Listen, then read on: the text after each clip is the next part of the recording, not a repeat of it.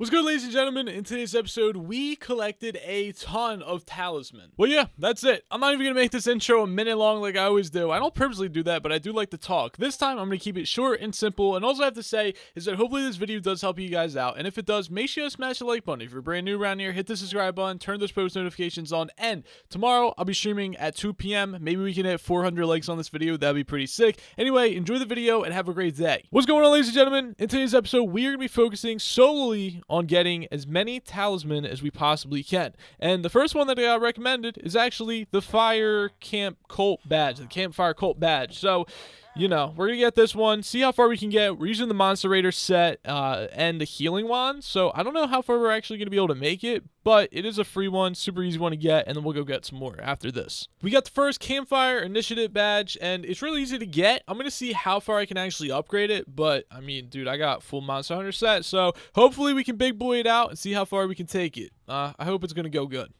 And boom, just like that, we got a free rare accessory. It really wasn't that much at all. And the only thing is that we're definitely not going to be able to upgrade this past or to rank 10 because I was getting damaged so much by the Campfire. But a free rare accessory, super easy off the rip. By the way, if you are new, the coordinates are on screen right now for Ryan so that you can come talk to him. I probably should have showed this in the beginning, but I completely forgot. So here you go. All right, the next talisman that I'm going for is the Romero one. And basically, you gotta talk to Juliet, which is located right over here.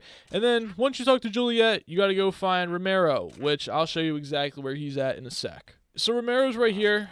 He has like a little secret passageway. You just gotta kind of have to parkour to it here. Talk to him, and then we gotta go get gold for him, and I'll show you where that's at next. If you come over to here, right outside of the little camp, there's actually a little mine with some gold ore inside of it. Basically, you want to get a diamond pickaxe. It doesn't need smelting touch or anything like crazy enchantments on it. I don't think it can have silk touch on it though, but basically you just mine these golden ore, and hopefully one of them will give you like a rock or something. There's another one on the opposite side as well, which you can mine out. So just go between these two, and sometimes you get lucky, sometimes you get them quick, like right there.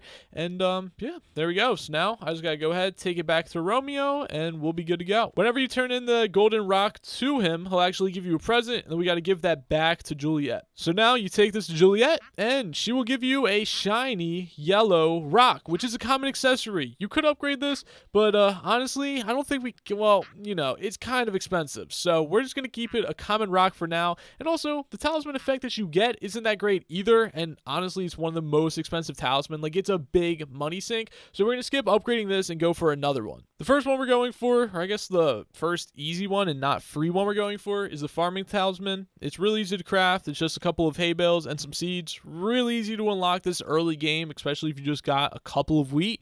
And there we go. We can add that to the list. The next talisman we're gonna get is actually the adventurer right here in the hub.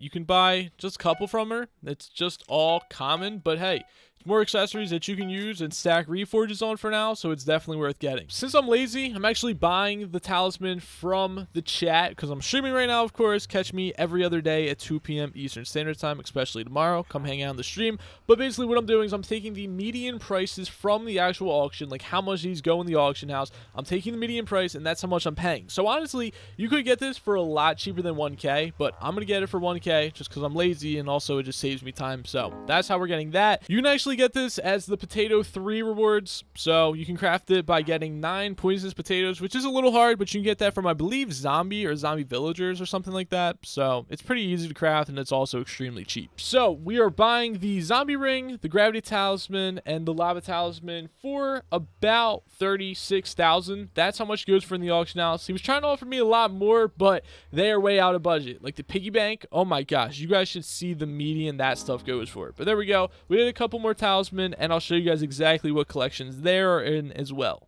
Zombie ring is actually under Slayers. It's super easy to craft. You actually use the talisman that you get from the hub and turn that and basically upgrade it into a zombie ring. So there's your gravity talisman. We don't actually have obsidian unlocked yet. Some places we're so far behind, but other places we're so far ahead of.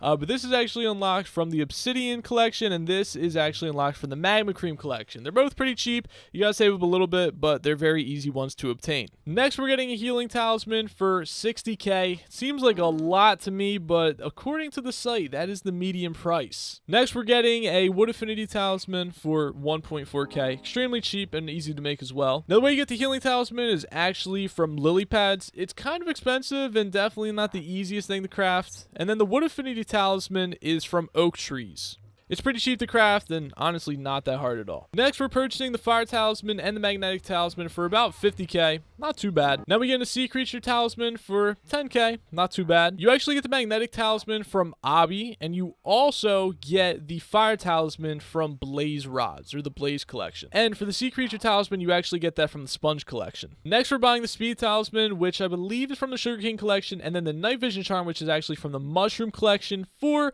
47,000. I would like to buy the Farm Word, but we do not have enough money for that at all. Now, the Candy Talisman, super easy to get. It's basically free. You can get these for so cheap by just competing in the Spooky Festival and getting just such a few amount of candy.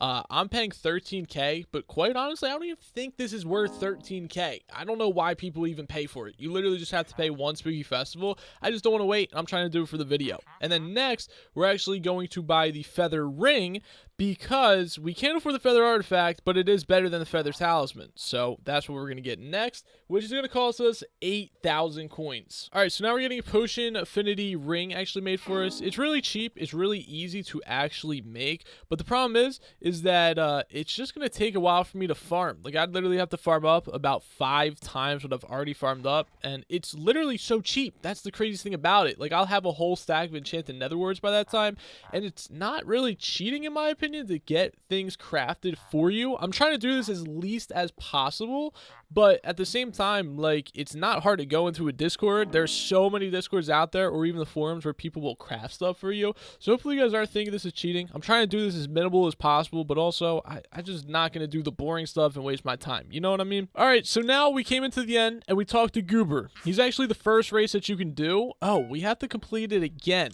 Well, basically when you complete his race, he gives you a pig's foot, and his race isn't too hard. What I use to beat this is the Hunter Knife and primarily the grappling hook to launch myself forward. The way that you launch yourself forward is basically you throw it out, you go backwards, and then you grapple, and it throws you pretty far. That's the way that I jump far distances and kind of increase my speed a little bit without really having that much speed at all. And then I also use my AOTE in case I'm about to fall off the map and need to save myself.